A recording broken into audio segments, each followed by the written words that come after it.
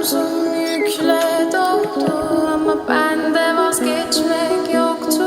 Bitmedi, bitmedi, bitirmedi. Ben özel değilim ya da öyle bir şey, ama sen varken hep böyle hissettim, böyle hissettim.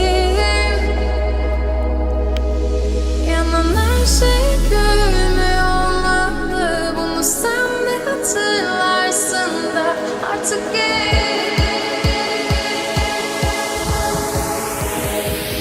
öyle hissettim.